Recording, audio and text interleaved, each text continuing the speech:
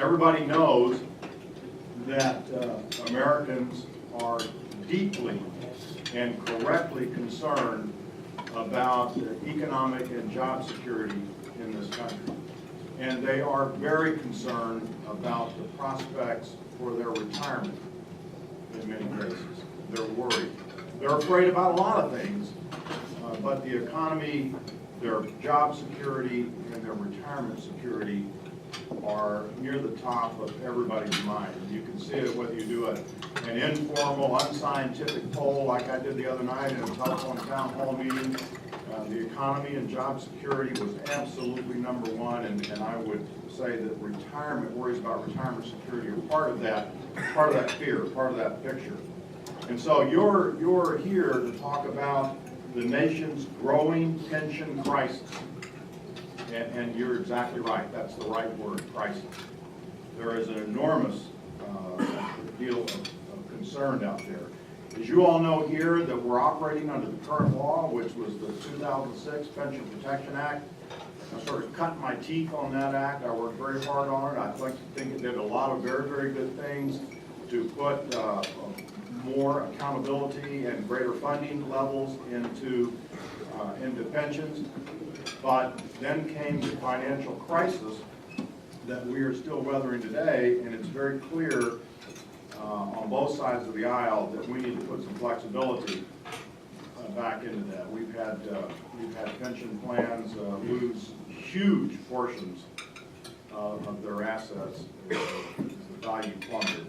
And so I think this is a case where there is a bipartisan recognition that we probably need to step up and actually get something done and put some flexibility in there to keep these pension plans solvent. And so you would think, well, we've got this sort of bipartisan agreement that something needs to be done, so what are we doing? What's the legislative activity? Well, great question.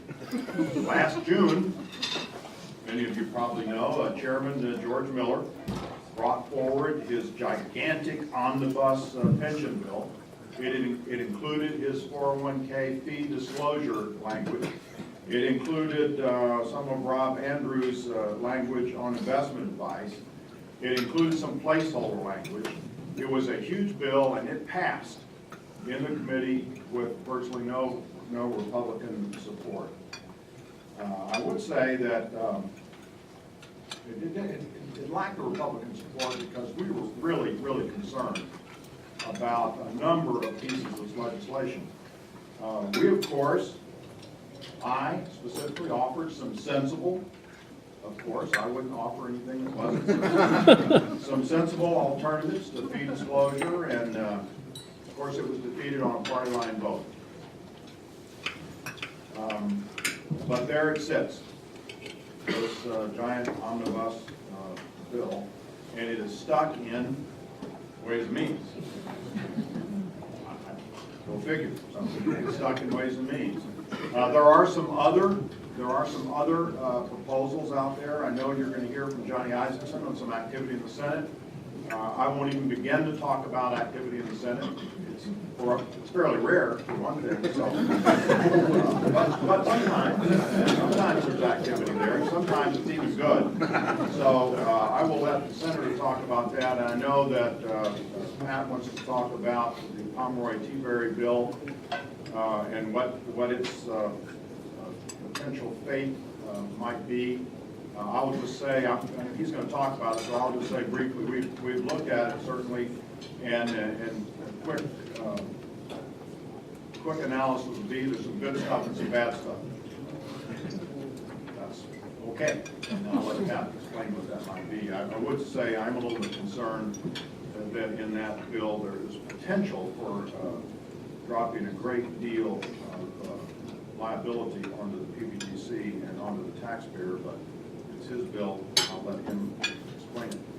There have been some Republican alternatives put forward.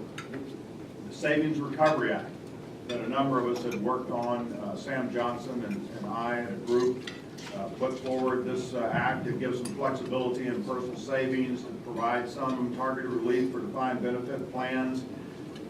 We put forward an alternative to the fee disclosure called the Sensible Transparency for Retirement Plans Act. We didn't spend a lot of time working on that acronym. We'll do better next time. But the fate of those is the fate of virtually everything. When you're in the minority, it has no chance today. There'll be no debate in the committee, there'll be no markup, there'll be nothing on the floor. So, legislative activity, that's what's out there. What's the outlook? Well, I wrote down here, murky at best. And that kind of describes it. The Democrats, they are the majority party, have made no real effort in 2010 to move a pension relief package. The stuff is out there, we've talked about it, the Pomeroy-Teabury bill, George Miller's big omnibus bill, the one that's, stuck in Ways and Means, but there's no effort right now. We're not seeing the effort to move that forward. But I don't want you to think that Congress isn't busy. Congress is busy. We are in a 7-week grueling march towards the Memorial Day break, and we have had a just withering stack of post offices to name, and it's pretty tough. A lot of important work. I'm sorry, I can't help but be a little flip sometimes. As a small government guy, I'm often real happy when Congress isn't busy. You know, it's just sometimes better left alone. But in the case of pension relief, we really need to do something.